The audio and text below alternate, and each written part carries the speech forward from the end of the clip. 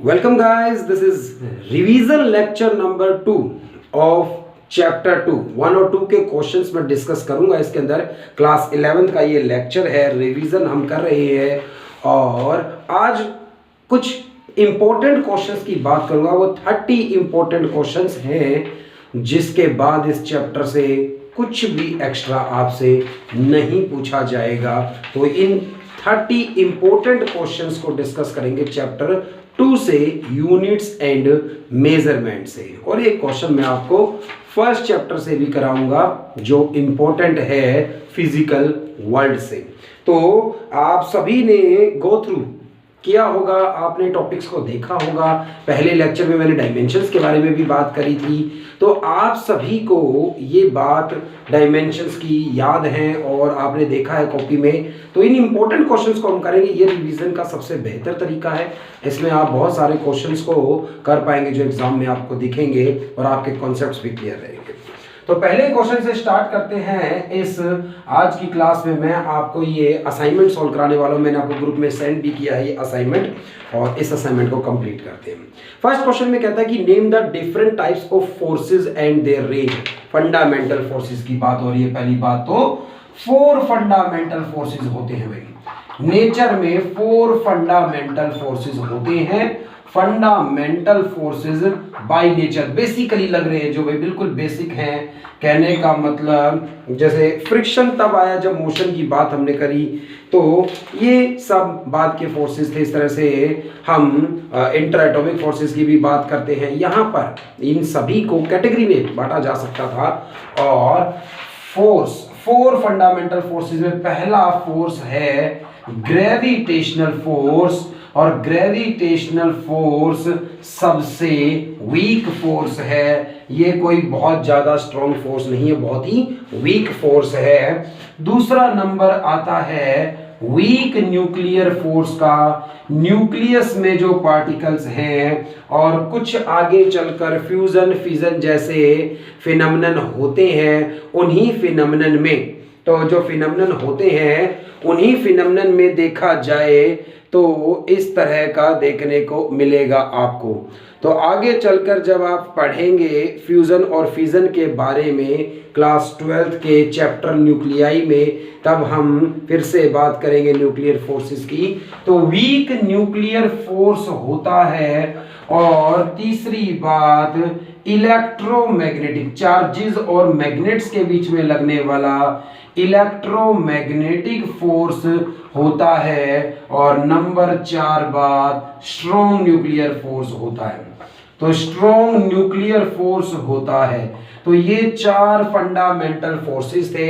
इनकी रेंज पूछी जाए तो मैं इनके साथ साथ ही लिख देता हूं यहां पर। ग्रेविटेशनल फोर्स लॉन्ग रेंज का फोर्स है। लॉन्ग रेंज ऑर्डर का मतलब बहुत दूर दूर जब ऑब्जेक्ट्स होती है तो भी ग्रेविटेशनल फोर्स लगा सकती है।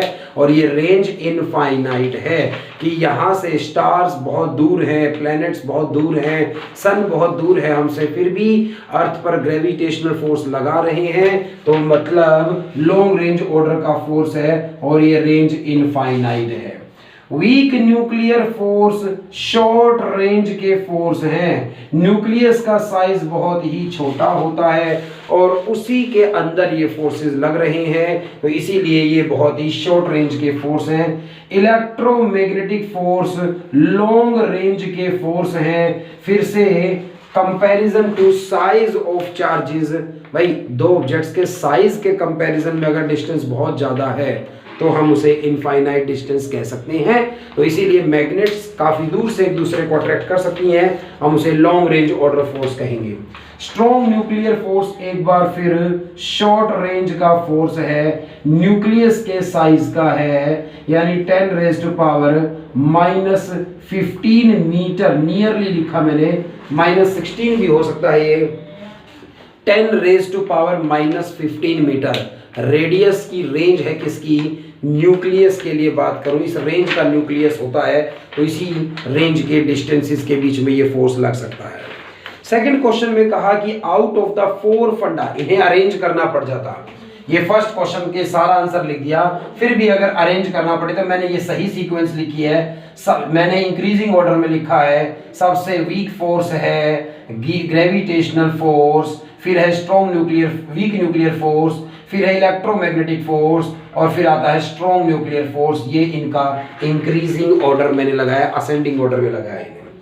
सेकंड क्वेश्चन में कहता है कि which of the following is the most which of the following is strongest and weakest force। तो इनमें से स्ट्रॉन्ग कौन सा, वीक कौन सा है। स्ट्रॉन्गेस्ट फोर्स का जवाब हम क्या कहेंगे, स्ट्रॉन्गेस्ट फोर्स का जवाब होगा स्ट्रॉन्ग न्यूक्लियर फोर्स। ये सबसे ज्यादा स्ट्रॉन्ग फोर्स है। जब एक न्यूक्लियर ब्लास्ट होता है एनर्मस अमाउंट ऑफ एनर्जी निकलती है, जैसे कि एटम बॉम्ब के केस में आपने सुना है। तो स्ट्रॉन्ग न्यूक्लियर फोर्स।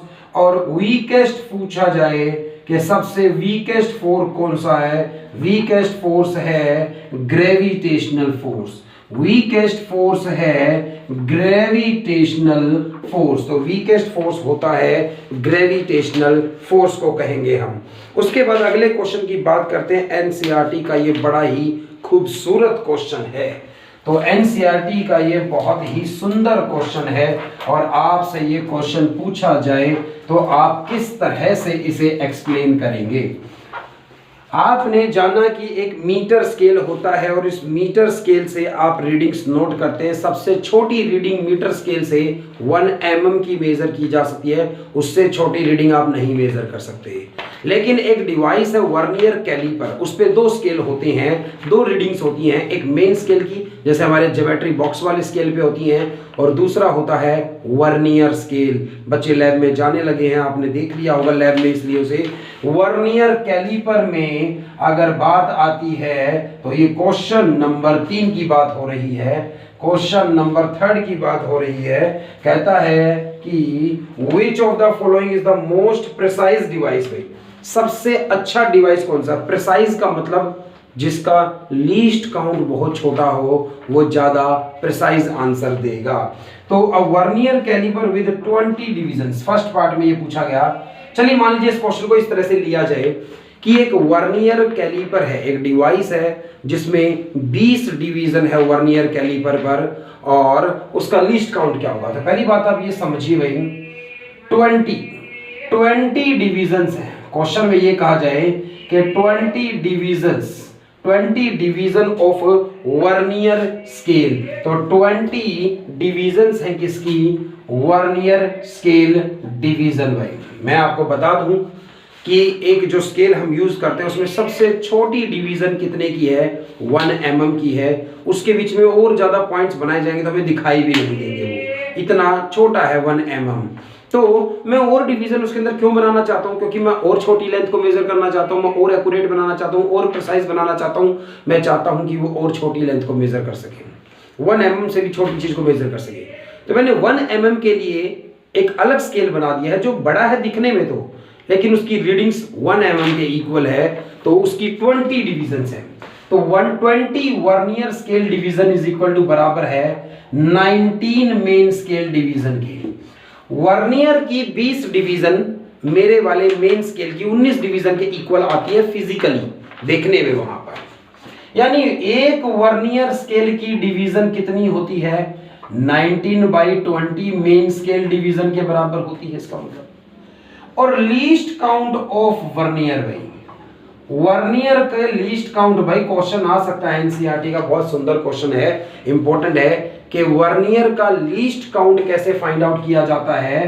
तो इसके लिए क्या किया जाता है, 1 वर्नियर स्केल डिवीजन माइनस में किया जाता है 1 main scale division, sorry 1 main scale division.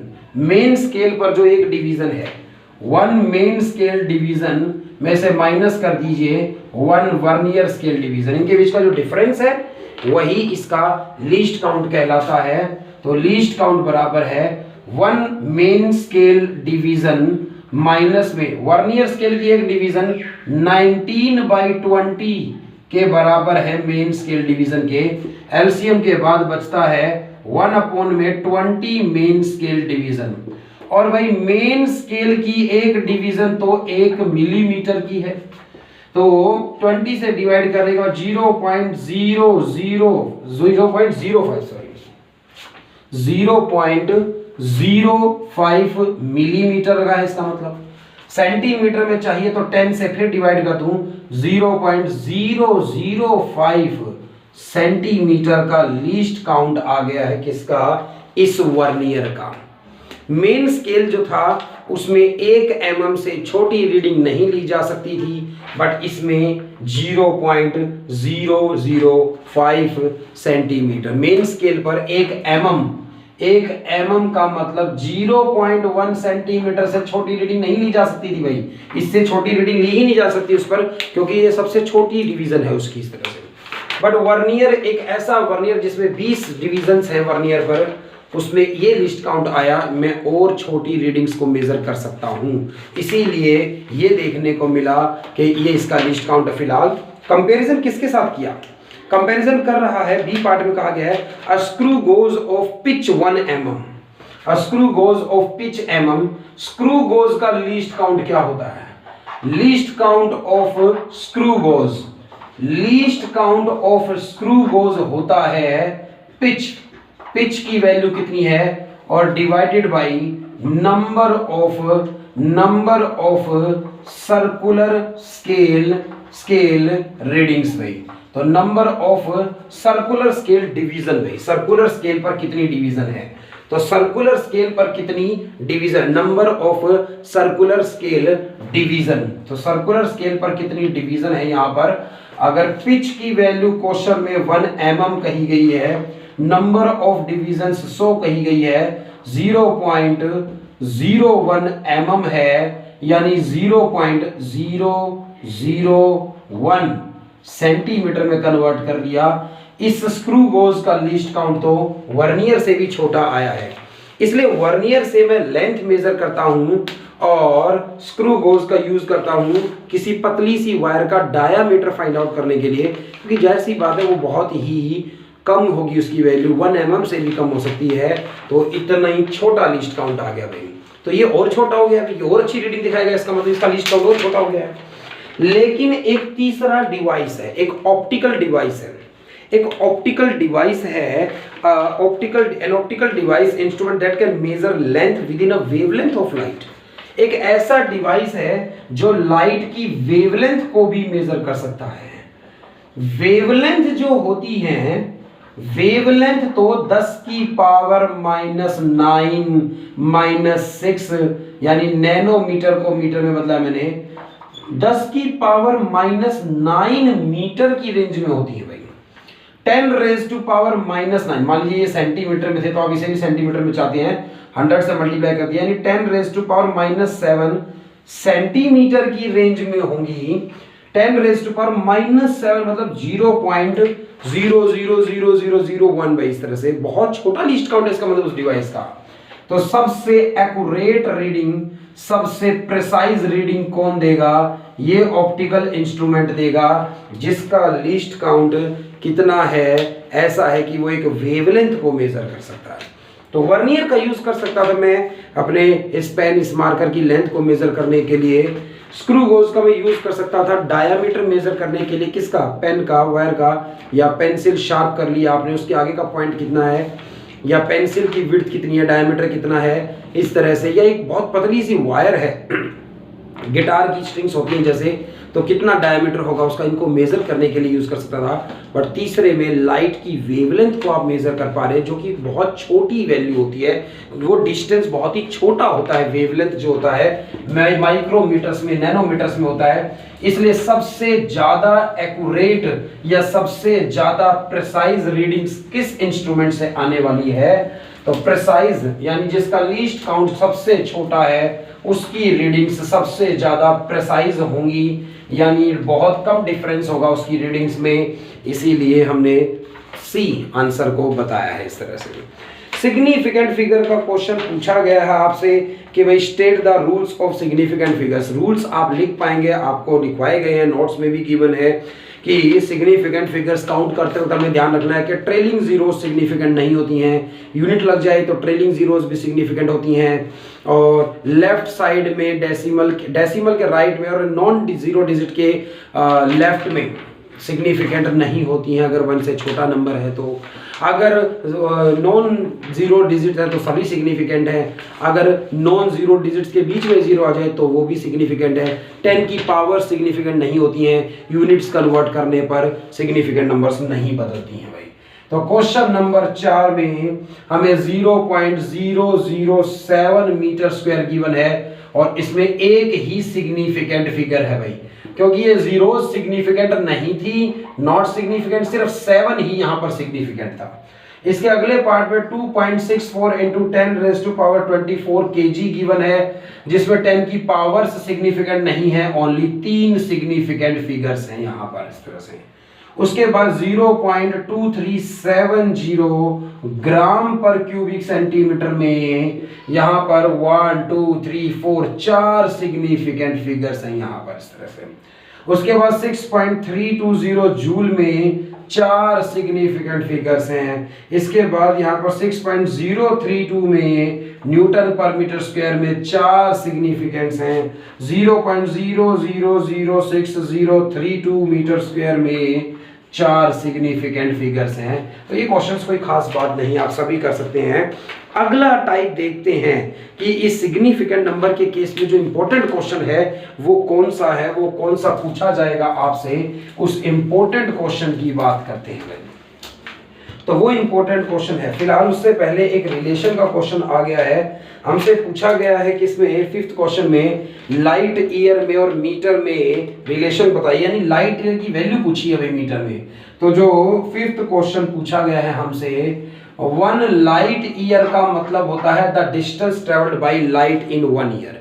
Definition सभी को याद हो पहली बात तो कि 1 light year is the distance travelled by light in 1 year through vacuum में जितना डिस्टेंस ट्रेवल किया है, मीडियम के बदल जाने से स्पीड भी बदल जाती है।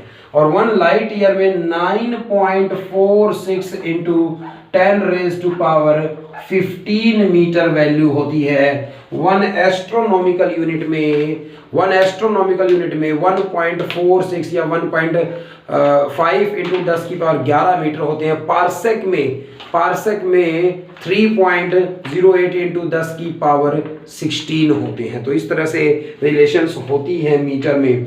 अगला इंपॉर्टेंट क्वेश्चन ये कहा गया, छठे क्वेश्चन में कहता है कि which one is most accurate, in 3 readings में से कौन सी रीडिंग सबसे एक्यूरेट है, किस रीडिंग में सबसे कम एरर होगा। तो पहली बात ये जान लीजिए कि अगर सिग्निफिकेंट नंबर्स अलग अलग हैं तो जिसमें ज्यादा सिग्निफिकेंट नंबर है वो ज्यादा एक्यूरेट है। अगर सिग्निफिकेंट नंबर्स सब में सेम है फिर आप देखिए कि लीस्ट काउंट किसका सबसे कम है। अगर सबसे पहले जैसे इसमें दिखाई दे रहा है कि इसमें 1 2 3 4 सिग्निफिकेंट फिगर्स हैं, इसमें 1 सिग्निफिकेंट फिगर है और इसमें 3 सिग्निफिकेंट फिगर्स हैं। तो भाई जिसमें सबसे ज्यादा सिग्निफिकेंट फिगर्स हैं वो मोस्ट एक्यूरेट है, वो मोस्ट एक्यूरेट है जिसमें ज्यादा सिग्निफिकेंट फिगर्स आ रहे हैं। Because more significant, because it consists more significant numbers। तो जिसमें सिग्निफिकेंट नंबर्स ज्यादा हैं उसी में सबसे ज्यादा एक्यूरेट है। कोई क्वेश्चन ऐसा आ जाए कि सभी में सिग्निफिकेंट नंबर अगर तीनों में सेम होते हैं, फिर हम देखेंगे लीस्ट काउंट किसका सबसे छोटा है। और लीस्ट काउंट कैसे पता चलता है? लीस्ट काउंट के लिए आप देखेंगे कि डेसिमल के बाद देखिए भाई आप क्या है यहाँ पर, इसमें डेसिमल के बाद 0 एक डिजिट है यानी 0.1 सेंटीमीटर इसका लीस्ट काउंट था। इसमें डेसिमल के बाद 1 2 3 यानी लास्ट डिजिट की जगह आप 1 लगा दीजिए तो इस तरह से हम कह सकते हैं 1। ये जरूरी भी नहीं है भाई, डेसिमल का आइडिया मिल रहा है इससे। 1 की जगह लास्ट में 5 भी हो सकता है, जैसे 5 है फिर सीधा 10 आ सकता है यहाँ पर, तो ये इसलिए 1 एक आइडिया लिया है हमने इस तरह से। तो ये 0.01 सेंटीमीटर भाई। इस तरह से कंपेयर करूं तो सबसे कम लिस्ट काउंट किसका है, इस बीच वाली रीडिंग वाले स्केल का है जिससे ये मेजर किया गया है। तो अगर सब में सेम सिग्निफिकेंट नंबर्स हो जाएं फिर हम लिस्ट काउंट की बात पर जाएंगे। अदरवाइज इस क्वेश्चंस को, इस तरह के क्वेश्चंस को देखते ही सोल्व करें, क्या सिग्निफिकेंट नंबर देखकर कि जिसमें सिग्निफिकेंट नंबर ज्यादा है उसका वो सबसे ज्यादा एक्यूरेट है। इसीलिए अगला क्वेश्चन आप सभी कर पाएंगे। 7वें क्वेश्चन में पूछा गया कि 4.0 में एंड 4.000 में क्या डिफरेंस है। भाई कभी अगर हमारे सामने कोई न्यूमेरिकल्स आता था उसमें हमें 4 लिखा मिले, 4.0 लिखा मिले, 4.000 लिखा मिले, हम तो कैलकुलेशन में 4 का ही यूज करते हैं कि अगर हमें एरिया या कुछ भी फाइंड आउट करना है जिसके बारे में भी गिवन है, ये 4 की वैल्यू यूज करते हैं कैलकुलेशंस में, हम ध्यान नहीं देते इन बातों के ऊपर। लेकिन डिफरेंस तो है। डिफरेंस ये है कि इसके अंदर 2 सिग्निफिकेंट फिगर हैं और इसके अंदर 4 सिग्निफिकेंट फिगर हैं। ये 0 सिग्निफिकेंट है भाई डेसिमल के बाद वाली, ये ट्रेलिंग जीरोस नहीं है। तो यहाँ पर 2 सिग्निफिकेंट फिगर है, यहाँ 4 सिग्निफिकेंट फिगर हैं। ये मोर एक्यूरेट है, ये रीडिंग ज्यादा बेहतर है। क्यों? क्योंकि इसमें डेसिमल के बाद ज्यादा प्लेसेस तक रीडिंग ली गई हैं और इसलिए ज्यादा एक्यूरेट है। लीस्ट काउंट भी इसका कम है, इसका 0.001 कह सकते हैं, इसका 0.1 कहेंगे, तो ज्यादा एक्यूरेट रीडिंग है कौन, 4.000। इसलिए 8वां क्वेश्चन आप सभी कर पाएंगे जिसमें आपको ये कहा गया है 8वें क्वेश्चन के अंदर, 8 क्वेश्चन में कहा गया कि 0.002 ग्राम में और 20.0 ग्राम में आप बताइएगा कि कौन सा मोस्ट एक्यूरेट है। तो आपने देखा कि इसके अंदर तो 1 सिग्निफिकेंट फिगर है मगर इसके अंदर तो 3 सिग्निफिकेंट फिगर है, और जिसके अंदर सिग्निफिकेंट फिगर ज्यादा है वही रीडिंग यहाँ पर मोस्ट एक्यूरेट है। यही हमारा आंसर होगा इस तरह के क्वेश्चंस में। तो ये इस तरह के क्वेश्चंस में हमारा यही आंसर होगा। आगे के कुछ क्वेश्चंस मैंने पहले लेक्चर में भी डिस्कस किए हैं, तो एरर्स के क्वेश्चंस को डिस्कस करेंगे। अब हम एरर्स के क्वेश्चंस को डिस्कस करेंगे। अब हम फॉर्मूले आपको एरर्स के याद रहेंगे कि हम एरर्स किस तरह से फाइंड आउट करते थे, एडिशन में, सब्ट्रैक्शन में और मल्टीप्लिकेशन में, डिवीजन में, पावर्स में। मोस्ट इंपॉर्टेंट बात यह है, मैं यहाँ आपको फॉर्मूला बता भी दूंगा कि किसी भी क्वेश्चन में, क्वेश्चन एरर के क्वेश्चंस में फॉर्मूला रटने की आपको जरूरत नहीं है, ऑलरेडी आपको याद है एडिशन, सब्ट्रैक्शन, मल्टीप्लिकेशन में। फिर भी कभी आप भूल जाएं तो मैं आपको तरीका सिखाऊंगा आज कि एरर कैसे फाइंड आउट किया जा सकता है। फॉर्मूला डिफरेंशिएशन कर देने से क्या होता है, एरर का फॉर्मूला बन जाता है अभी हमारे पास। तो हम बात करते हैं क्वेश्चन नंबर 9 की, जिसमें आपसे टॉर्क का क्या पूछा गया है, डायमेंशंस पूछे गए हैं। तो टॉर्क के डायमेंशंस में, टॉर्क के डायमेंशंस होंगे भाई फोर्स इनटू में परपेंडिकुलर डिस्टेंस होता है, हेंस ml2 t-2 होता है। यही डायमेंशंस होते हैं वर्क के, एनर्जी के, बट ये डिफरेंट क्वांटिटीज हैं भाई। राइट द, ये पूछा गया आपसे कि x इज इक्वल टू बराबर है a plus, x is equal to बराबर है a प्लस bt और प्लस में ct का स्क्वायर गिवन इस तरह से, और आपसे कहा गया c के डायमेंशंस फाइंड आउट करिए। प्रिंसिपल ऑफ होमोजेनिटी कहता है आप इसे और इन तीनों को, 3 टर्म्स को ऐड कर रहे हैं तो तीनों के डायमेंशन सेम होने चाहिए भाई। x यहाँ पर डिस्प्लेसमेंट आपको पता था कि ये l लिखा जाएगा, a के फाइंड आउट करने हैं, t यहाँ पर टाइम लिखा जाएगा, प्लस c मल्टीप्लाई में t का स्क्वायर लिखा जाएगा। तो भाई ये तीसरी टर्म जो है ना, ये तीनों ऐड कर आंसर लेंथ आ रहा है, तो लेंथ के बराबर रख दो एक एक करके, सिर्फ c के निकालने हैं, अदरवाइज हर एक को इक्वल रख सकते हो लेंथ के। तो c के डायमेंशंस आते हैं LT-2, a के आ जाते हैं l और b के आ जाते हैं LT-1। इस तरह से आप प्रिंसिपल ऑफ होमोजेनिटी का यूज बड़े अच्छे से यहाँ पर कर सकते हैं। ये क्वेश्चंस हमने प्रीवियस लेक्चर में किए भी हैं, क्योंकि एक असाइनमेंट है इसलिए मैं क्वेश्चंस को डिस्कस कर लेता हूँ। 11वां क्वेश्चन ये कहा गया था कि अगर m is equal to m naught 1 minus v square upon में c स्क्वायर की पावर 1/2 गिवन है माइनस 1/2। तो यहां पर पूछा गया है कि m अगर मास रिप्रेजेंट कर रहा है, v अगर स्पीड को रिप्रेजेंट कर रहा है, c अगर वेलोसिटी ऑफ लाइट को रिप्रेजेंट कर रहा है, तो m नॉट के डायमेंशंस क्या रहे होंगे। अगर v स्पीड है और c वेलोसिटी है तो ये टर्म तो सेम डायमेंशन वाली हो गई, v स्क्वायर ऊपर स्पीड के स्क्वायर नीचे स्पीड का स्क्वायर कैंसिल हो जाएंगे, स्पीड वेलोसिटी के सेम ही है भाई, तो ये पूरी टर्म डायमेंशनलेस है। इसका मतलब जो डायमेंशंस m के होने चाहिए वही डायमेंशंस m नॉट के होने चाहिए, तो इसका मतलब m नॉट के डायमेंशंस मास वाले होने चाहिए, तो तभी ये फॉर्मूला क्या हो सकता है, करेक्ट हो सकता है। ये बात समझने को मिलेगी आपको यहाँ पर। डायमेंशंस ऑफ स्पेसिफिक हीट पूछा गया भाई। स्पेसिफिक हीट आपने थर्मोडायनेमिक्स में पढ़ा कि स्पेसिफिक हीट का मतलब है amount of heat required to raise the temperature of 1 kg of a substance by 1 degree Celsius. किसी सब्सटेंस का टेम्परेचर 1 डिग्री बढ़ाने के लिए, 1 केल्विन या 1 डिग्री सेल्सियस बढ़ाने के लिए जितनी हीट चाहिए वो स्पेसिफिक हीट कहलाएगी।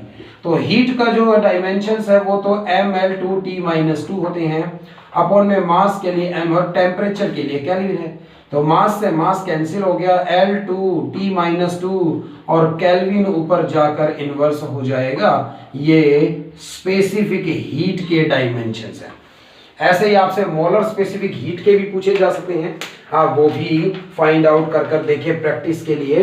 तो ये आपने जान लिया कि स्पेसिफिक हीट है, ये स्पेसिफिक हीट के डायमेंशन से। दूसरा आपसे पूछा गया लेटेंट हीट भाई। लेटेंट हीट का मतलब होता है हीट चाहिए कितनी, 1 kg सब्सटेंस का की स्टेट चेंज करने के लिए कांस्टेंट टेम्परेचर पर। तो हीट के तो एनर्जी वाले होते हैं mL2T-2 और अपॉन में मास, तो लेटेंट हीट के डायमेंशंस होते हैं L स्क्वायर और T-2 क्योंकि मास से मास तो कैंसिल हो गया यहाँ पर। Find dimensions of A and B। 13th question को देख पाएंगे आप, कहता है म्यू इज इक्वल टू बराबर है A प्लस B अपॉन में लैम्बडा स्क्वायर। इस तरह से ये रिफ्रैक्टिव इंडेक्स गिवन था म्यू यहाँ पर, और A plus B by lambda square आपको गिवन है। A और B के डायमेंशंस फाइंड आउट करने हैं। म्यू यहाँ पर रिफ्रैक्टिव इंडेक्स है जो कि डायमेंशनलेस है, लैम्बडा यहाँ पर वेवलेंथ है जो कि एक तरह की लेंथ है, यानी A, ये दोनों दो चीजें ऐड हो रही थी, A में इसको ऐड किया जा रहा है।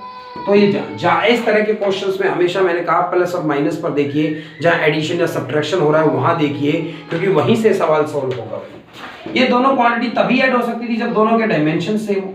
इन्हें ऐड कर म्यू के डायमेंशन आ रहे हैं। म्यू डायमेंशनलेस है भाई, m 0 है म्यू के लिए, L 0 है, T 0 है, तो A प्लस B अपॉन में लैम्बडा स्क्वायर है। तो A बराबर म्यू के होना चाहिए, यानी A डायमेंशनलेस होना चाहिए।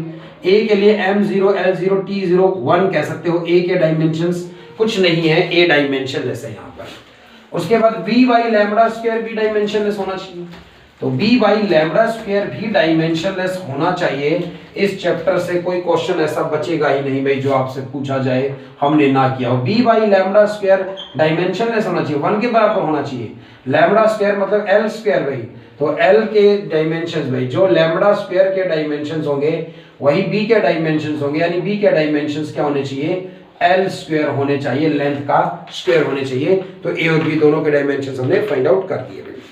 Rule out the wrong formula भाई। 14th क्वेश्चन में हमें ये कहा कि गलत फॉर्मूला बताइए कौन सा है। y इज इक्वल टू बराबर है a sine 2 pi small t time है, कैपिटल T टाइम पीरियड है। तो भाई y यहाँ पर लेंथ है, ये बात रही किसकी, LHS की। डिस्प्लेसमेंट था क्योंकि ये RHS में a मैक्सिमम डिस्प्लेसमेंट है, यानी ये लेंथ है। साइन तो साइन रहेगा इस तरह से, 2 पाई के कोई डायमेंशन नहीं है। टाइम के भी कैपिटल T होते हैं और टाइम पीरियड के भी कैपिटल T होंगे। टाइम से टाइम कटने के बाद ये डायमेंशनलेस हो जाएगा, और होना भी चाहिए था भाई। तो ये RHS बराबर है किसके, LHS के। तो ये फॉर्मूला तो क्या था, करेक्ट था। इस तरह से बराबर आने भी चाहिए डायमेंशंस, क्योंकि बराबर आएंगे क्योंकि साइन कॉस टेन और ये सारी चीजें और थीटा ये सब क्या होते हैं, डायमेंशनलेस क्वांटिटी होती हैं, इनके कोई डायमेंशंस नहीं होते हैं। इसके बी पार्ट में पूछा गया y इज इक्वल टू बराबर है a साइन वेलोसिटी इनटू में टाइम। तो भाई ये y तो यहाँ पर लेंथ है, ये डायमेंशंस तो रहे किसके, LHS के। RHS में बराबर है a, मैक्सिमम डिस्प्लेसमेंट होता है यहाँ पर, तो ये लेंथ है। साइन वेलोसिटी के डायमेंशंस lt माइनस 1 होते हैं, टाइम के डायमेंशंस t होते हैं, t से t कैंसिल हो जाएगा, और भाई साइन के अंदर भी लेंथ बच गई, और साइन के अंदर जो सारी टर्म थी ना वो एंगल था, ये नहीं बचना चाहिए था, तो साइन मस्ट बी डायमेंशनलेस। भाई sine, cos, tan, trigonometric functions, logarithmic functions, exponential terms, ये सभी डायमेंशनलेस होनी चाहिए, तो इसीलिए ये फॉर्मूला इनकरेक्ट है। अगर साइन के डायमेंशंस बच गए हैं कुछ ना कुछ, तो ये बिल्कुल इनकरेक्ट है, ये सही हो ही नहीं सकता है इस तरह से। अब एरर्स के क्वेश्चंस की बात करते हैं आगे। एरर्स के क्वेश्चंस आए हैं हमारे सामने असाइनमेंट पे, और एरर्स किस तरह से फाइंड आउट किया जाता है भाई। बेसिक बातें तो आपको याद रहे भाई कि किसी भी रीडिंग की किसी भी मेजरमेंट में बहुत सारी रीडिंग्स नोट की जाए, मेजर की जाए, उससे मीन निकालने पर क्या बन जाती है, एक अप्रोक्सीमेट बेस्ट पॉसिबल वैल्यू आ जाती है हमारे पास, उसी को हम अपनी बेस्ट वैल्यू यानी ट्रू वैल्यू मान लेते हैं। हर एक रीडिंग को उसमें से माइनस किया जाए तो हर एक का एब्सोल्यूट एरर आएगा, उन सभी एरर्स का मीन ले लिया जाए तो मीन एब्सोल्यूट एरर आएगा।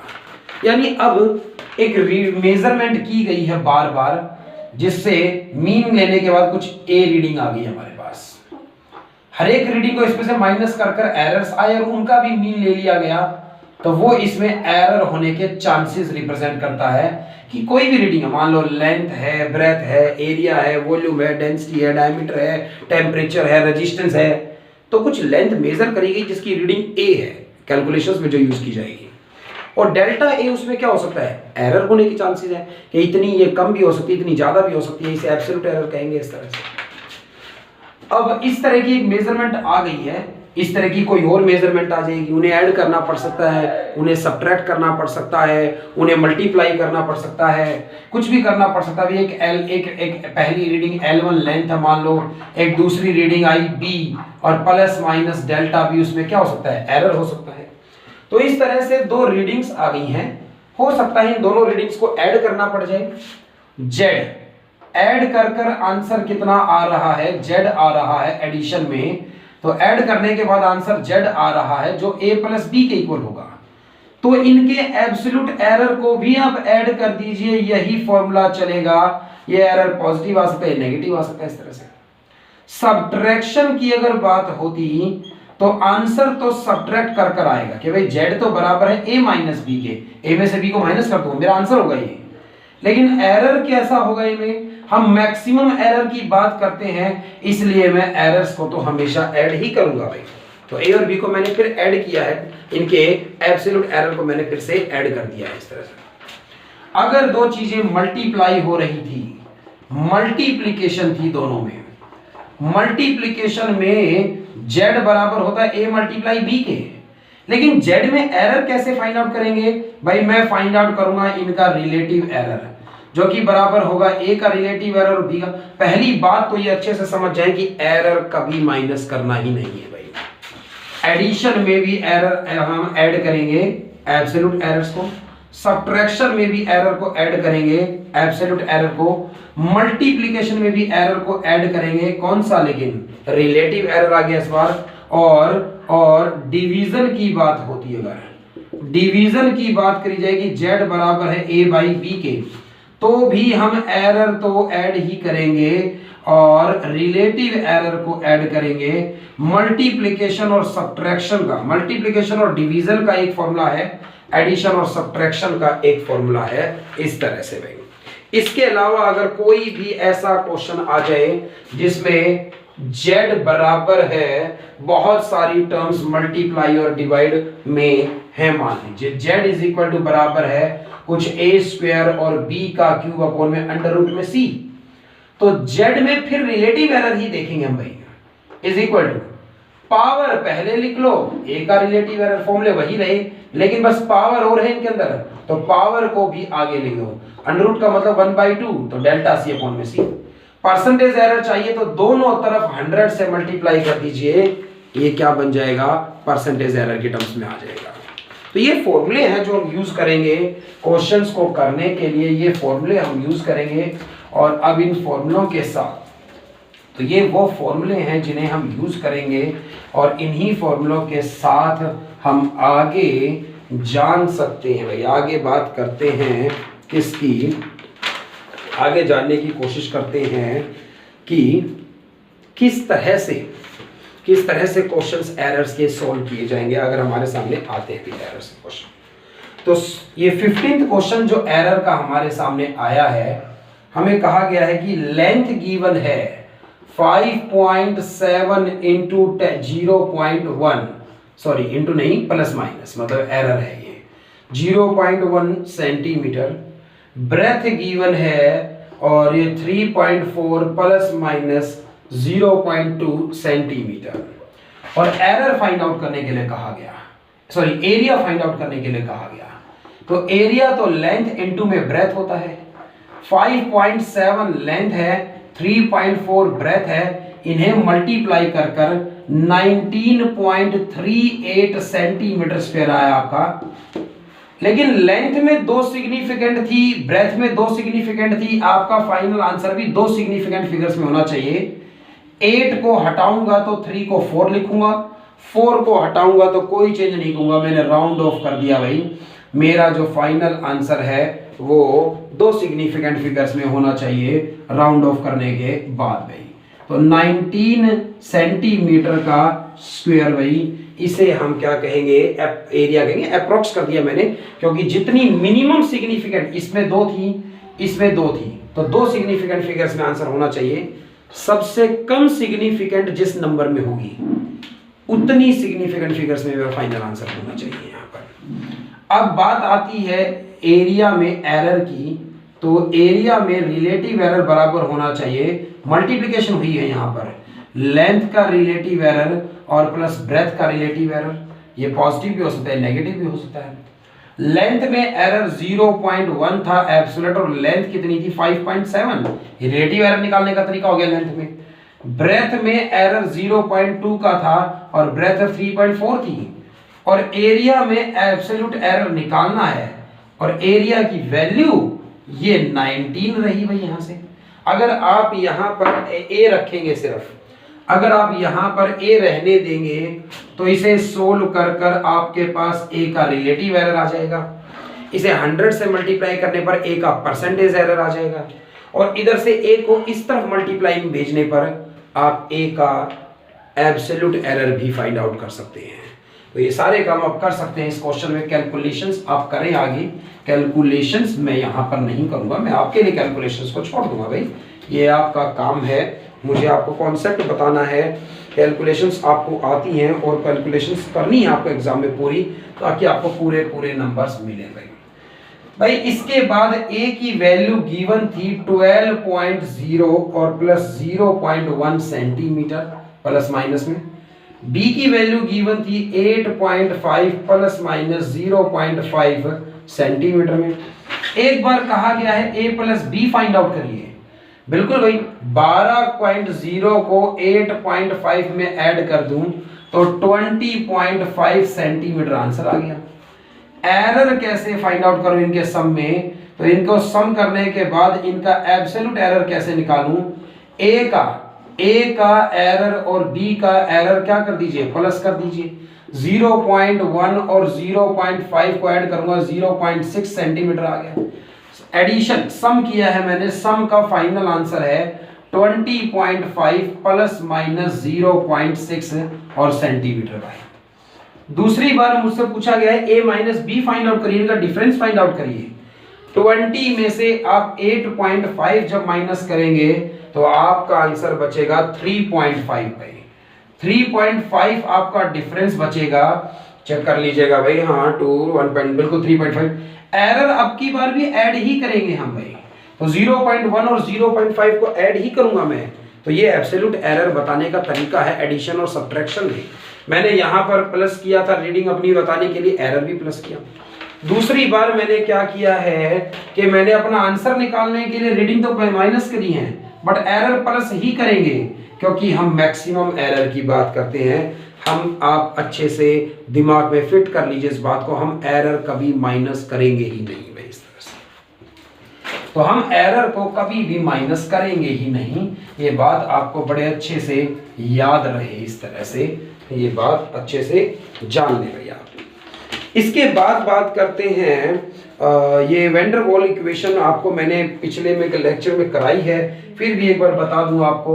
ये 17th क्वेश्चन आ गया जिसमें वैन डर वाल इक्वेशन है, P प्रेशर है, V यहाँ पर वॉल्यूम है, A के डायमेंशंस हमें नहीं पता, B के डायमेंशंस हमें नहीं पता, और is equal to right hand side पर ये इक्वेशन R मल्टीप्लाई में T के इक्वल, R यहाँ गैस कांस्टेंट है, T यहाँ टेम्परेचर है, उसे देखिए ही मत भाई, ध्यान मत दीजिए उस पर। यहाँ प्लस का साइन आ गया है तो प्रेशर के जो डायमेंशंस होंगे ml -1 T -2 होते हैं प्रेशर के, ये A अपॉन में वॉल्यूम का स्क्वायर, वॉल्यूम L क्यूब होता है, वॉल्यूम के डायमेंशंस लेंथ का क्यूब होते हैं और स्क्वायर होने के बाद L की 6 हो जाएगी। तो A के डायमेंशंस तो यहाँ पर क्या होंगे, L की 6 इधर जाएगी तो ml 5T -2 ये A के डायमेंशंस रहेंगे। और भाई आपको तो पता है वॉल्यूम में से B को माइनस करूंगा तो भाई सेम ही तो माइनस हो सकते हैं, B के डायमेंशंस भी वॉल्यूम वाले ही होने चाहिए, तो B के डायमेंशंस वॉल्यूम वाले होने चाहिए यानी L क्यूब होने चाहिए। तो उससे पूछा गया था A बाई B के, अब A के फाइंड आउट कर चुके हो, B के फाइंड आउट कर चुके हो, दोनों को डिवाइड करने में तो कोई समस्या होनी ही नहीं चाहिए आपको। ml स्क्वायर और T -2 A बाई B के डायमेंशंस है यहाँ पर। तो इस तरह से डायमेंशंस फाइंड आउट कर दिए हैं आपने वैन डर वाल इक्वेशन के, और कर पाएंगे ये आप। डेंसिटी का अगला क्वेश्चन कराया भी है मैंने आपको, और अब आप कर भी सकते हैं भाई, प्रैक्टिस में कोई खास बात नहीं। 19th क्वेश्चन पर आइए जिसमें आपसे पूछा गया है एरर के बारे में, पूछा गया है 19th क्वेश्चन के अंदर कि एक फिजिकल क्वांटिटी Q बराबर है A का स्क्वायर था, उसमें B का क्यूब 3/2 थी, D C की पावर 4 थी और D की पावर हाफ थी।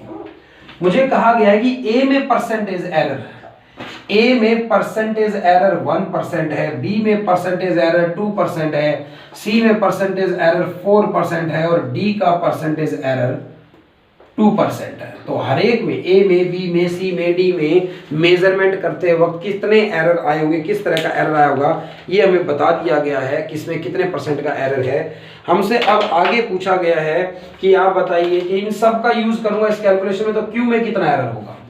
तो पहली बात फॉर्मूला याद करें भाई, इस तरह के फॉर्मूले में डेल्टा Q अपॉन में Q प्लस माइनस बराबर है, plus minus is equal to बराबर है यहाँ पर इस तरह से A की पावर आगे लिख लीजिए 2 और डेल्टा A अपॉन में A लिख दीजिए भाई, प्लस B की पावर 3/2 आगे लिख दीजिए और B का रिलेटिव एरर लिख दीजिए भाई, C की पावर 4 है, डेल्टा C अपॉन में C है, D की पावर 1/2 है, डेल्टा D अपॉन में D है। कभी भी एरर माइनस तो करना ही नहीं है भाई, चाहे कोई डिवाइड में हो चाहे कहीं पर हो, ये अच्छे से याद कर लीजिए इस बात को। और अब क्योंकि मुझे परसेंटेज एरर गिवन है भाई ABCD के, मैंने दोनों तरफ 100 से मल्टीप्लाई कर दिया, तो यानी Q में भी मेरे पास परसेंटेज एरर आ जाएगा। तो परसेंटेज एरर इन Q की वैल्यू में परसेंटेज एरर क्या होगा, ये 2 तो 2 रहेगा, ये डेल्टा A अपॉन में A रिलेटिव एरर है A का, और 100 सबसे मल्टीप्लाई कर दिया तो ये परसेंटेज बनेगी। तो इसकी जगह सीधा परसेंटेज पुट करें कि भाई delta A upon A into 100 1% है यहाँ पर, प्लस B के सामने 3/2 और B में 2% का एरर है, C के सामने 4 है और C में 4% का एरर है, और भाई 1/2 और D में 2% का एरर है। तो ये 2 1 जा 2 होगा, प्लस 3 होगा, प्लस 4 4 जा 16 होगा और प्लस 1 होगा भाई, और ये 22% का एरर होगा किसकी वैल्यू में, Q की वैल्यू फाइंड आउट करने में। तो Q की वैल्यू में 22% का मैक्सिमम एरर हो सकता है, क्योंकि A में B में इस तरह के एरर्स हैं, लेकिन जरूरी नहीं कि इतना आए, क्योंकि हो सकता है A में B में जो एरर हो ना हो, हम तो एक अप्रोक्सीमेशन बताते हैं कि ऐसा एरर हो सकता है इस तरह से। तो 19th क्वेश्चन के बाद आप पलट लीजिए अपना असाइनमेंट का जो पेज है, और 20th क्वेश्चन जिसमें मैंने आपको ड्राइव कराना सिखाया था, तो एक बार एरर की बात कर लेते हैं लगातार, फिर क्वेश्चंस को बता दूंगा भाई मैं आपको।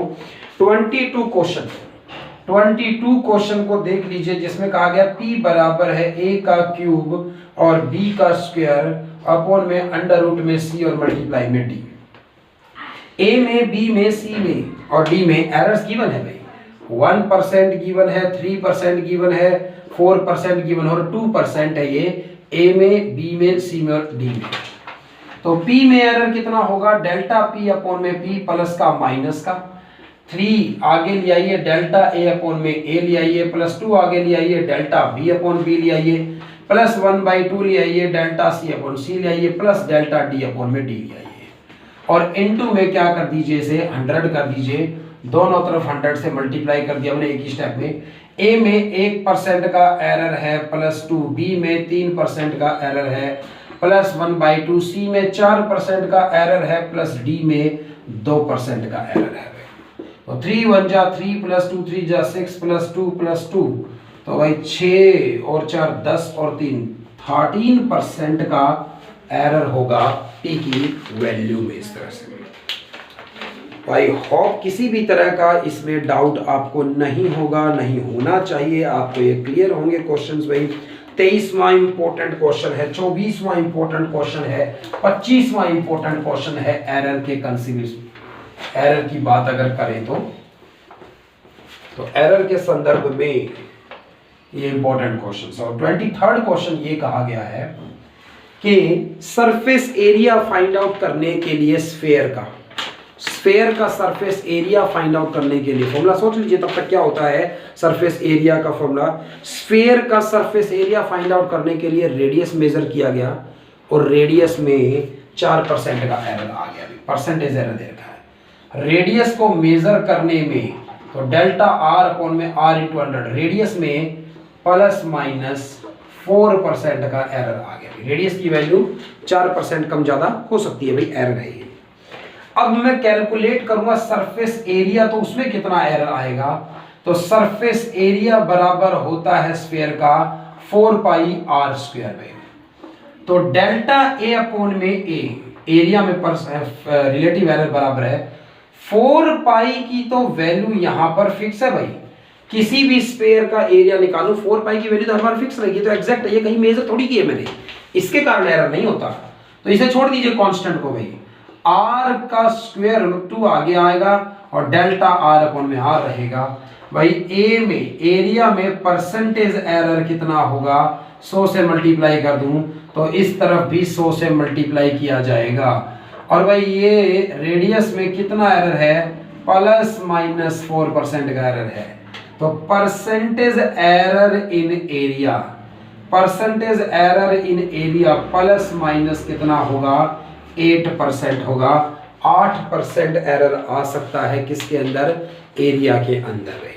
अगर इसी क्वेश्चन में वॉल्यूम पूछी जाती तो स्फीयर की वॉल्यूम का फॉर्मूला 4/3πr³ होता और वॉल्यूम का परसेंटेज एरर कितना होता, अब की बार 3 आगे आता और डेल्टा r अपॉन में r इंटू में 100, तो भाई 4% रेडियस में एरर है तो वॉल्यूम में 12% का एरर आ जाता। तो इस तरह से आप बता पाएंगे पावर की बात में कि किस तरह से एरिया में या वॉल्यूम में फाइंड आउट किया जा सकता है एरर। तो ये वॉल्यूम की बात मैंने कर ली, इस क्वेश्चन में सिर्फ सरफेस एरिया में पूछा गया था। अब की बार कहा गया कि what is the percentage error in density. Mass के सामने मिस प्रिंट हो गया, मतलब लिखा नहीं गया, तो मास में एरर कहा गया था भाई। तो मैं आपको बता दूं कि मास में आपको 3% का एरर गिवन है और लेंथ को मेजर करने में आपको 2% का एरर गिवन है। तो डेंसिटी में एरर पूछा है भाई। तो पहली बात डेंसिटी, तो फॉर्मूला ही क्या है, मास अपॉन में वॉल्यूम। भाई मुझे तो लेंथ गिवन है, वॉल्यूम में एरर तो गिवन ही नहीं है। लेंथ गिवन है तो लेंथ ब्रेथ इनटू में हाइट, या फिर क्यूब मान लूं, a क्यूब हो जाता है, लेंथ का क्यूब हो जाता है। डेंसिटी बराबर है मास डिवाइडेड बाय वॉल्यूम को लेंथ का क्यूब लिखा जा सकता था भाई। जैसे क्यूब कंसीडर कर लीजिए एक बार, और कुछ है ही नहीं अभी हमारे पास, लेंथ गिवन है तो क्यूब मानकर ही हम उसकी वॉल्यूम लेंगे इस तरह से। तो डेंसिटी में लेंथ में एरर गिवन था, वॉल्यूम में कितना होगा, फॉर्मूला लगा दिया इसका। अब डेंसिटी में एरर कितना होगा, तो बराबर है मास में कितना एरर होगा भाई, एक बार मास की बात करेंगे, डिवाइड में लेंथ का क्यूब है, पावर आगे आ जाएगी, और लेंथ में कितना एरर है, और दोनों तरफ 100 से मैंने मल्टीप्लाई कर दिया।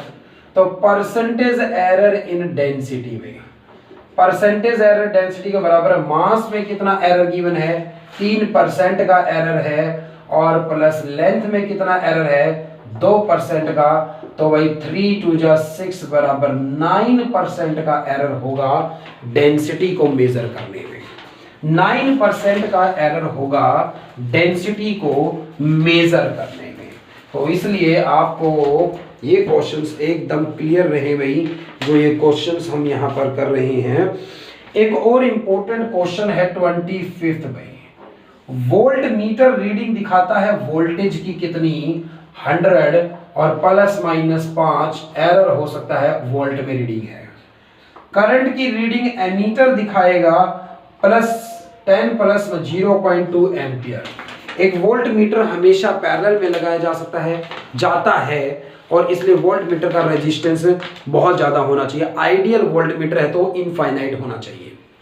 एक एमीटर हमेशा सीरीज में लगाया जाता है, उसका रेजिस्टेंस कम होना चाहिए। एक आइडियल एमीटर है तो उसका रेजिस्टेंस ना के बराबर 0 होना चाहिए। फिलहाल रेजिस्टेंस की वैल्यू पूछी है, रेजिस्टेंस में एरर पूछा है। ओम्स लॉ है जो इन्हें जोड़ता है, V = IR, यानी R होता है V/I। V की वैल्यू 100 गिवन है, करंट की वैल्यू 10 गिवन है। ये तो पता चल गया कि रेजिस्टेंस 10 ओम हो सकता है, बट 10 ओम में कुछ एरर भी हो सकता है। तो दो चीजें यहां पर क्या करी गई हैं, V और I डिवाइड की गई हैं। तो रेजिस्टेंस का रिलेटिव एरर बराबर होना चाहिए वोल्टेज का रिलेटिव एरर और प्लस करंट का रिलेटिव एरर भाई। और भाई 100 से मल्टीप्लाई कर दो तो दोनों तरफ आंसर परसेंटेज में, बाकी रहने दीजिए, रिलेटिव एरर फाइंड आउट कर देते हैं। हर बार जरूरी नहीं है परसेंटेज फाइंड आउट करना। डेल्टा V 5 वोल्ट का एरर भाई, ओरिजिनल वैल्यू कितनी है 100, ये रिलेटिव एरर बन गया वोल्ट में। करंट में वैल्यू कितनी है 0.2, तो एरर है, एरर कितना है 0.2 और वैल्यू कितनी है 10, और ये रिलेटिव एरर है किसका, रेजिस्टेंस का भाई। तो 5 तो 0.05 बन जाएगा और ये 0.02 बन जाएगा। 0.07 रिलेटिव एरर है किसमें, रेजिस्टेंस के अंदर। 100 से मल्टीप्लाई करने पर दोनों तरफ परसेंटेज एरर बन जाएगा। 7% का एरर है रेजिस्टेंस के अंदर। और अगर आपको एब्सोल्यूट एरर फाइंड आउट करना है तो R की वैल्यू 10 है आपके पास, यहां R की वैल्यू 10 रखी जाती इस इक्वेशन में, तो प्लस माइनस डेल्टा R बराबर होता 0.07 इंटू में R मल्टीप्लाई में जाएगा और R की वैल्यू 10 है, तो 0.7 ओम एब्सोल्यूट एरर है। रिलेटिव एरर की कोई यूनिट नहीं होगी, परसेंटेज एरर की कोई यूनिट नहीं होगी, मगर एब्सोल्यूट एरर की यूनिट वही होगी जिस क्वांटिटी की बात हो रही है। तो इस तरह से इस क्वेश्चन को समझ पाए होंगे आप भाई। असाइनमेंट ये बहुत ही इंपॉर्टेंट है, इसके क्वेश्चंस इस चैप्टर से कुछ भी एक्स्ट्रा नहीं आने देंगे आपके लिए। बहुत ही इंपॉर्टेंट जो क्वेश्चंस हैं पेपर में बार बार पूछे जाने वाले हैं, इस तरह से ड्राइव करने वाले भी लास्ट टाइम करा दिए थे भाई। एक और इंपॉर्टेंट क्वेश्चन है 27, ये लगातार इंपॉर्टेंट क्वेश्चन चल रहे थे आपके। 26वां क्वेश्चन डायमेंशंस पर बेस्ड है, जो पहले भी कराया है इसलिए अभी नहीं कराया है। लेंथ एंड टाइम में एरर गिवन है, कहता है कि लेंथ मेजर करने में 1% का एरर आ जाता है और टाइम पीरियड को मेजर करने में, एक ऑसिलेशन का टाइम पीरियड मेजर करने में 2% का एरर आ जाता है। एक्सेलरेशन ड्यू टू ग्रेविटी में एरर पूछा गया अभी आपसे। तो पहली बात तो फॉर्मूला गिवन होगा क्वेश्चन के अंदर, नहीं तो आप सोचेंगे जो इनमें रिलेशन बताए, जो इन्हें जोड़े आपस में। टाइम पीरियड पेंडुलम का, एक ऑसिलेशन पूरा करने में कितना टाइम लेगी पेंडुलम, फॉर्मूला होता है 2 पाई अंडर रूट में L/G। तो ये अगर फॉर्मूला होता है, पहली बात तो G की वैल्यू बतानी है या G में एरर बताना है, एक्सेलरेशन ड्यू टू ग्रेविटी में एरर बताना है, स्क्वायरिंग बोथ साइड्स पे। तो टाइम पीरियड का स्क्वायर होगा 4 pi square L/G। Acceleration due to gravity की वैल्यू होगी 4 पाई स्क्वायर L/T का स्क्वायर, इस तरह से। अब ये अगर फॉर्मूला बन गया है तो भाई ग्रेविटी की वैल्यू में रिलेटिव एरर बराबर है लेंथ में कितना होगा, 4 पाई तो कांस्टेंट है भाई, टाइम पीरियड के स्क्वायर का 2 आगे आएगा और डेल्टा टी अपॉन में टी। अगर दोनों तरफ 100 से मल्टीप्लाई कर दिया जाए तो लेंथ में परसेंटेज एरर कितना गिवन है 1% का भी, और टाइम में कितना गिवन है 2% का भी। तो 1 प्लस में 4 बराबर ग्रेविटी में कितना एरर आ सकता है 5% का एरर आ सकता है। ये क्वेश्चन इस तरह से समझा जाएगा। और इस क्वेश्चन का बिल्कुल जो सही मतलब जो है वो फॉर्म जो है जो पेपर में आपसे पूछी जा सकती है, ये किसी एमसीक्यू में या 1 मार्क्स में 2 मार्क्स में आपसे पूछा जा सकता है। एक ज्यादा इंपॉर्टेंट क्वेश्चन पेंडुलम का जो बनता है वो है 28th क्वेश्चन में।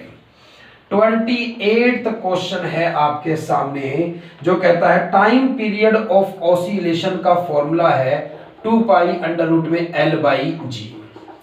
इस फॉर्मूले से टाइम पीरियड जाना जा सकता है। टाइम पीरियड हम स्टॉप वॉच से नोट करेंगे कि एक ऑसिलेशन पूरा करने में पेंडुलम कितना टाइम लेती है, हम स्टॉप वॉच से देखेंगे, घड़ी से देखेंगे। लेंथ में स्केल से मेजर कर लूंगा और एक्सेलरेशन ड्यू टू ग्रेविटी की वैल्यू फिर हम काउंट करेंगे, मतलब कैलकुलेट करेंगे इस फॉर्मूले से। टाइम मेजर करने में एरर हो सकता है, लेंथ मेजर करने में एरर हो सकता है, एक्सेलरेशन ड्यू टू ग्रेविटी में एरर हो सकता है। कहा गया कि लेंथ को मेजर करा गया, length is measured to be 20 centimetre, 20 centimetre 20.0 centimetre known to 1 mm accuracy. और ये जो लेंथ मेजर हुई है इसमें 1 mm की एक्यूरेसी, यानी इसमें 1 mm का ज्यादा से ज्यादा एरर हो सकता है। जिस डिवाइस से मैंने इसे मेजर किया है उसका लीस्ट काउंट 1 mm है, ज्यादा से ज्यादा गलती 1 mm की हो सकती है और मैं इसे 0.1 सेंटीमीटर लिख सकता हूं। टाइम फॉर 100 ऑसिलेशंस, भाई 100 ऑसिलेशन का टाइम नोट किया गया भाई, और ये घड़ी के से नोट करने पर पाया गया 90 सेकंड भाई, 90 सेकंड ये टाइम पाया गया। तो 100 ऑसिलेशन का टाइम नहीं है, मुझे फॉर्मूले में एक ऑसिलेशन का टाइम चाहिएगा कि एक ऑसिलेशन, तो टोटल 100 ऑसिलेशन हुए, टोटल टाइम घड़ी ने 90 शो किया, एक ऑसिलेशन का टाइम कितना हो जाएगा 90/100 कर दूंगा, हम टोटल टाइम को डिवाइड कर दूंगा। और जिस घड़ी से इस टाइम को मेजर किया गया है उसका लीस्ट काउंट, उसका रिजोल्यूशन 1 सेकंड है, यानी टाइम को मेजर करने में ज्यादा से ज्यादा 1 सेकंड की गलती हो सकती है भाई। 90 गलती से 91 लिखा जा सकता था, 90 89 लिखा जा सकता था जल्दबाजी में, क्योंकि ऑब्जर्वेशन इतनी सही नहीं होती, 1 सेकंड बहुत जल्दी हो जाती है। तो फिर मैंने 100 ऑसिलेशन क्यों लिए भाई? मान लीजिए एक ऑसिलेशन पूरा करने में पेंडुलम 1 सेकंड लेती है और 1 सेकंड इसका लीस्ट काउंट है, यानी 1 सेकंड पूरी होने के बाद आप रुके नहीं, गलती से आपने 2 सेकंड लिख दिया भाई। ऑब्जर्व करने में ऐसा एरर हो सकता है हमसे, ह्यूमन बीइंग्स हम घड़ी से टाइम नोट कर रहे हैं, एक ऑसिलेशन कंप्लीट हुआ, मैंने घड़ी की तरफ देखा, जब ऑसिलेशन कंप्लीट हुआ मुझे रुक जाना चाहिए था, बट 1 सेकंड तो बहुत तेजी से हो जाती है ना। हो सकता है उसने 1 सेकंड में कंप्लीट कर दिया हो, बट मैंने उसे 2 सेकंड लिख दिया, क्योंकि 1 सेकंड के जस्ट बाद दूसरी जल्दी हो जाएगी इस तरह से। तो हो सकता है 2 सेकंड लिखूं, 1 सेकंड को 2 सेकंड लिख रहा हूं, बहुत बड़ी गलती कर रहा हूं मैं, तो 100% गलती कर रहा हूं। बट 100 ऑसिलेशन का टाइम नोट किया मैंने और कितना आया 90 सेकंड में। और मान लो ये गलती से 91 लिखा जाए और 100 से डिवाइड करने पर ऑसिलेशन का टाइम आया 0.91, एक ऑसिलेशन का टाइम 0.91 आया, इसमें एरर कम है भाई। 1 सेकंड को 2 सेकंड लिख देना पूरा 100% का एरर है, 1 सेकंड को 0.9 लिख देना, ये एग्जांपल है, हो सकता है एक ऑसिलेशन 0.9 का रहा हो, इसलिए 100 ऑसिलेशन 90 के रहे होंगे इस तरह से। तो एरर कम हो जाता है जब आप नंबर ऑफ ऑसिलेशंस बढ़ाते हैं। तो अब घड़ी के लीस्ट काउंट के कारण जो एरर आएगा वो एरर टोटल टाइम में आएगा और 100 से डिवाइड करने पर वो एरर कम हो जाएगा। तो इसीलिए मैंने ये कहा कि भाई मेरे पास क्या आ गया है, टोटल टाइम 100 ऑसिलेशन का 90 सेकंड आया है और टोटल टाइम में एरर कितना हो सकता है 1 सेकंड का।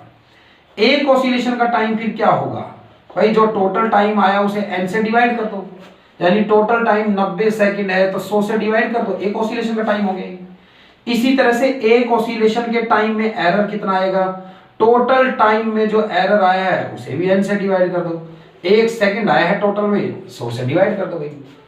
अब इस फॉर्मूले में स्क्वायरिंग बोथ साइड्स करने पर टाइम का स्क्वायर बराबर 4 pi square under L by G, G की वैल्यू फाइंड आउट करनी है तो 4 पाई स्क्वायर एल अपॉन में T square.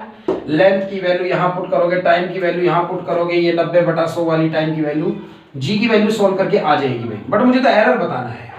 Delta G upon में जी बराबर है 4 पाई स्क्वायर के कारण एरर होगा नहीं, delta L by L length का रिलेटिव एरर और 2 आगे आ गया, और डेल्टा टी अपॉन में टी टाइम का relative error. Relative error find out कर देते हैं, दोनों तरफ 100 से मल्टीप्लाई करता तो परसेंटेज एरर आ जाता है। जब मुझे परसेंटेज एरर गिवन हो तब मैं ऐसा करता हूं, अभी मुझे सॉल्व करना है। लेंथ 0.1 सेंटीमीटर है, सॉरी लेंथ में एरर 0.1 सेंटीमीटर है और लेंथ 20 सेंटीमीटर 20.0, तो 20.0 मतलब 20 ही है, ये हटा दिया जाएगा इस तरह से, तो 20 ही है, एक ही बात है इस तरह से, तो ये 20.0 है या 20.0 ले सकते हैं, कोई दिक्कत नहीं। और फिर भाई प्लस का साइन है इस तरह से 2, डेल्टा टी की वैल्यू है 1 अपॉन में 100 और भाई टोटल टाइम पीरियड की वैल्यू है 90 अपॉन में 100 और 0.1 को सोल्व करूंगा 0.005 प्लस 100 से 100 कट जाएगा, 2 अपॉन में 90 को सोल्व करोगे 0.022 0.027। रिलेटिव एरर है एक्सेलरेशन ड्यू टू ग्रेविटी का, 100 से मल्टीप्लाई करूं भाई तो परसेंटेज एरर आएगा और वो बनेगा 2.7% भाई 100 से मल्टीप्लाई करने के बाद। तो 2.7% का क्या हो सकता है, इसके अंदर एरर हो सकता है। ये बात क्लियर है भाई आपको।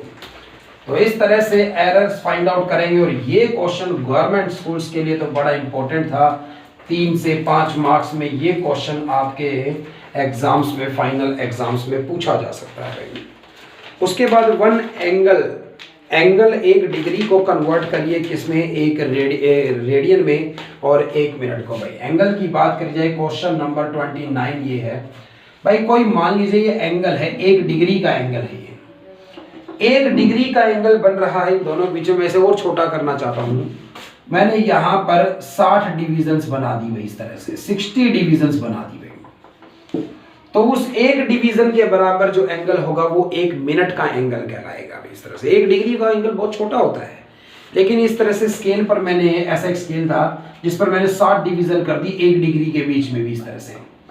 तो अब वो 1 डिवीजन के बराबर जो एंगल बनेगा ना इसके अंदर, अब वो जो 1 डिवीजन के बराबर एंगल बनेगा इसके अंदर, वो 1 मिनट कहलाएगा। यानी 1 डिग्री के अंदर 60 मिनट होते हैं भाई। मिनट का सिंबल ये लगाया जा सकता है इस तरह से।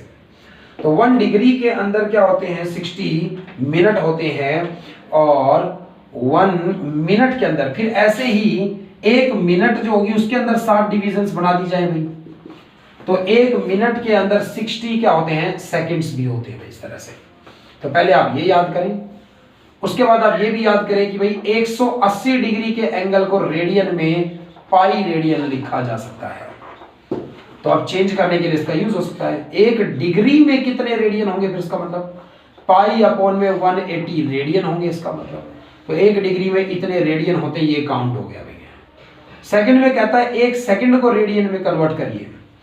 1 सेकंड को मैंने 60 से अगर डिवाइड कर दिया तो ये मिनट में कन्वर्ट हो चुका है। एक और बार 60 से डिवाइड कर दिया है तो ये डिग्री में कन्वर्ट हो चुका है। और पाई अपॉन में 180 से अब मल्टीप्लाई कर दो, क्योंकि 1 डिग्री तो इसके बराबर है।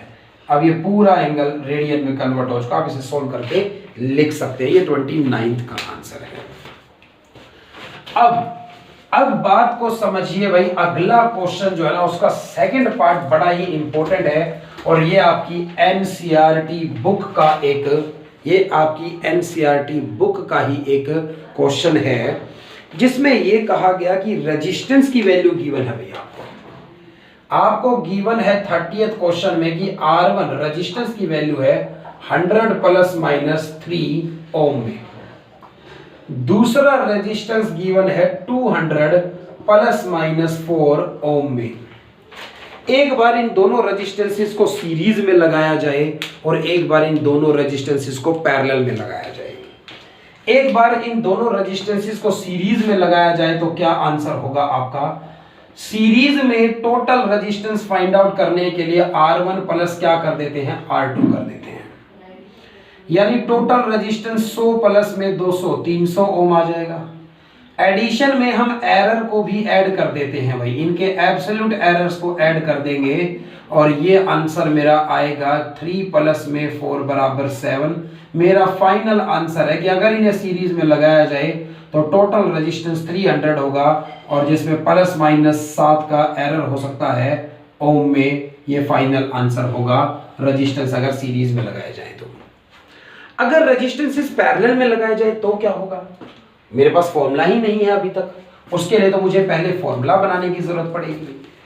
कभी भी किसी भी ऐसे क्वेश्चन का एरर का फॉर्मूला कैसे पता चलेगा हमें जो हमने ना पढ़ा हो भाई। एडिशन पढ़ लिया, सब्ट्रैक्शन पढ़ लिया, हमने मल्टीप्लिकेशन डिवीजन भी पढ़ा है, हमने पावर वाले भी पढ़े हैं, लेकिन कभी भी कोई भी हो भाई जनरल तरीके से याद कर लीजिए भाई कि टोटल रेजिस्टेंस बराबर है 1 में R1 प्लस 1 में R2।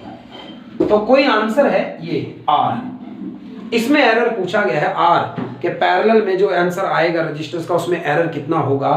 फॉर्मूला पैरेलल में 1/R1 प्लस 1/R2 होता है अगर दो रेजिस्टेंसेस को पैरेलल में लगाया जाए। कभी भी आप कैसे फाइंड आउट करेंगे एरर का फॉर्मूला किसी भी क्वेश्चन में? आप डिफरेंशिएशन कर देंगे भाई। और डिफरेंशिएशन किस तरह से कर देंगे? R के रिस्पेक्ट में डिफरेंशिएशन भाई। इस तरफ डिफरेंशिएशन कर दीजिए R के रिस्पेक्ट में, किसका? 1/R का। कैसे करूं? R को ऊपर ले जाकर R की पावर -1 लिख लीजिए भाई। इधर भी R के रिस्पेक्ट में डिफरेंशिएशन कर दीजिए, किसका? 1/R1 का। कैसे करूं? R1 को ऐसे लिख लीजिए। इसी तरह से इसका भी डिफरेंशिएशन कर दीजिए, R2 को ऊपर ले जाकर -1 लिख लीजिए। R की वैल्यू -1 आगे आ जाएगी, फिर एक पावर माइनस करूंगा R में से, -1 में से अगर माइनस करूंगा, डिफरेंशिएशन कैसा भाई? डिफरेंशिएशन का कौन सा रूल लगा रहा हूं भाई मैं?